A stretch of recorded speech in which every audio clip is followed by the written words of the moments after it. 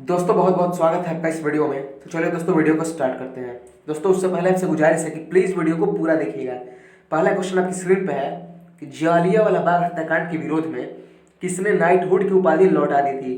तो दोस्तों नाइटहुड की उपाधि लौटाई थी रविंद्रनाथ टैगोर ने, ऑप्शन नंबर बी हो जाएगा। और एक पॉइंट यह भी पूछता है कि जालियांवाला बाग हत्याकांड के विरोध में किसने कैसरे हिंद की उपाधि लौटा दी थी। तो कैसरे हिंद की उपाधि लौटाई थी महात्मा गांधी ने। ये दो पॉइंट आपको याद रखना है और आपको मालूम होना चाहिए कि जालियांवाला बाग हत्याकांड 1919 में हुआ था पंजाब के अमृतसर में। चलिए आगे बढ़ते हैं, ये कुछ पॉइंट्स हैं, याद रखिएगा। अगला क्वेश्चन आपसे पूछा है कि स्वामी दयानंद सरस्वती ने आर्य समाज की स्थापना कब की थी। तो ध्यान दीजिएगा, स्वामी दयानंद सरस्वती ने आर्य समाज की स्थापना की, जैसा कि क्वेश्चन में आपको दे दिया है।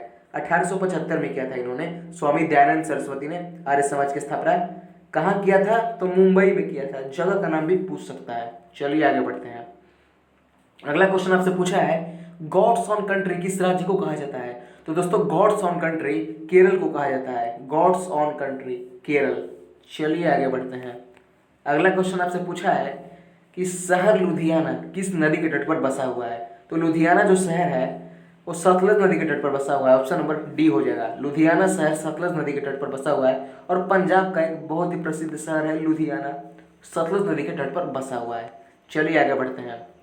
अगला क्वेश्चन आपसे पूछा है कि उरी पनबिजली परियोजना कहाँ स्थित है।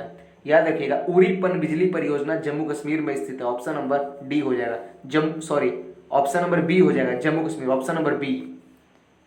चलिए आगे बढ़ते हैं। अगला क्वेश्चन आपसे पूछा है कि कोयना बांध किस राज्य में स्थित है। याद रखिएगा, कोयना बांध जो है महाराष्ट्र में स्थित है, ऑप्शन नंबर बी हो जाएगा, कोयना बांध महाराष्ट्र। चलिए आगे बढ़ते हैं। अगला क्वेश्चन आपसे पूछा है, बढ़िया क्वेश्चन है, लोग फंसते हैं इस क्वेश्चन में, कि पृथ्वी पर सबसे अधिक मात्रा में पाया जाने वाला तत्व कौन सा है। तो याद रखिएगा, पृथ्वी पर सबसे अधिक मात्रा में क्या पूछा है, तत्व पूछा है। अगर तत्व पूछे तो उत्तर ऑक्सीजन हो जाएगा। अगर इसी तत्व की जगह अगर आपसे धातु पूछे तो उत्तर चेंज हो जाएगा। तब उत्तर धातु के सेंस में उत्तर आपका एल्यूमिनियम हो जाएगा। याद रखिएगा, धातु के सेंस में आपका उत्तर एल्यूमिनियम हो जाएगा। यानी पृथ्वी पर सबसे ज्यादा मात्रा में पाया जाने वाला तत्व ऑक्सीजन है, लेकिन अगर धातु पूछे तो एल्यूमिनियम हो जाएगा। ध्यान दीजिएगा। चलिए आगे बढ़ते हैं।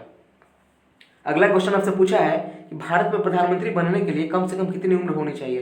तो दोस्तों उत्तर है 25 वर्ष। अगर आप कम से कम 25 वर्ष की उम्र पार कर चुके हैं तो आप प्रधानमंत्री बन सकते हैं। चलिए आगे बढ़ते हैं। अगला क्वेश्चन आपसे पूछा है टोक्यो किस द्वीप पर स्थित है। दोस्तों टोक्यो जो है जापान की राजधानी है, आपको याद होना चाहिए। उगते हुए सूर्य का देश जापान को कहा जाता है टोक्यो, और वो होन्शु द्वीप पर बसा हुआ है। याद रखिएगा, यानी टोक्यो होन्शु द्वीप पर स्थित है, ऑप्शन नंबर ए हो जाएगा। चलिए आगे बढ़ते हैं। अगला क्वेश्चन वेरी इंपॉर्टेंट क्वेश्चन का है, शिमला का सन्यासी किसे कहा जाता है। तो दोस्तों शिमला का सन्यासी ए.ओ. ह्यूम को कहा जाता है, ऑप्शन नंबर बी हो जाएगा। ए.ओ. ह्यूम जानते हैं कौन है, कांग्रेस के संस्थापक हैं।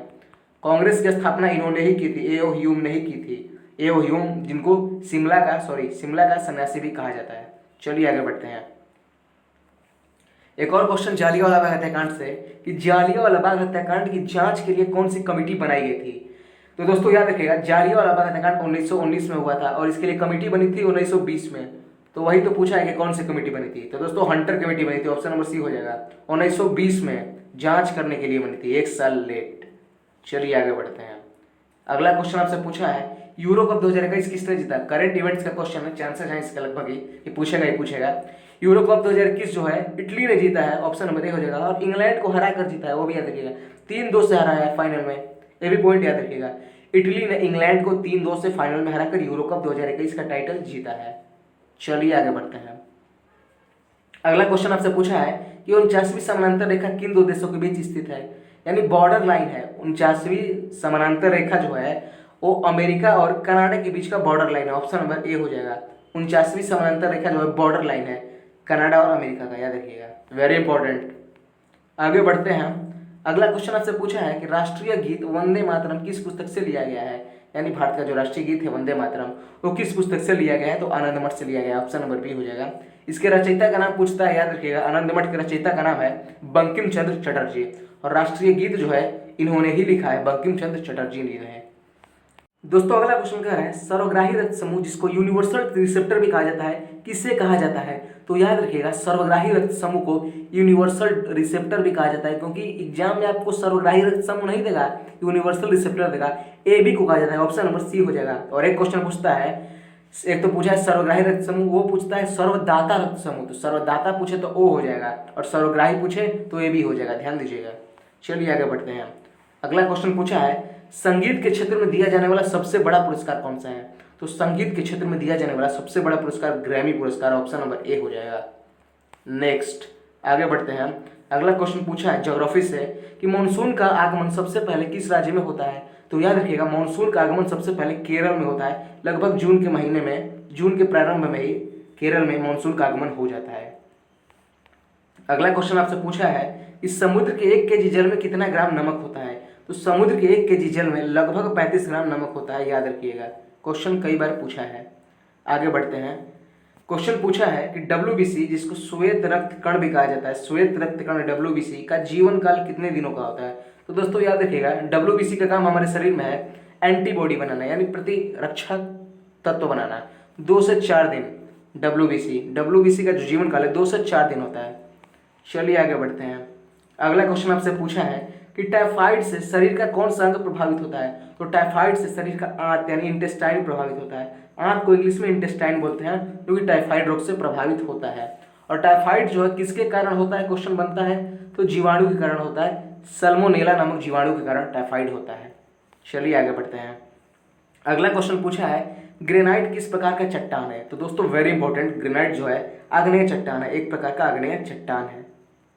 चलिए आगे बढ़ते हैं। और आज का सबसे अंतिम क्वेश्चन पूछा है अम्लीय वर्षा का मुख्य कारण क्या है? तो दोस्तों याद रखिएगा अम्लीय वर्षा का मुख्य कारण SO2 भी है और Na2 भी है, यानी दोनों हो जाएगा, SO2 और NO2। SO2 का पूरा नाम है सल्फर डाइऑक्साइड और NO2 का पूरा नाम है नाइट्रोजन डाइऑक्साइड। यानी अगर आप देखिएगा तो अम्ल वर्षा का मेन रीजन यही है, सल्फर डाइऑक्साइड और नाइट्रोजन डाइऑक्साइड, यानी ऑप्शन नंबर सी हो जाएगा। आज का दोस्तों लास्ट क्वेश्चन था। आई होप वीडियो आपको काफी बेहतर लगा होगा।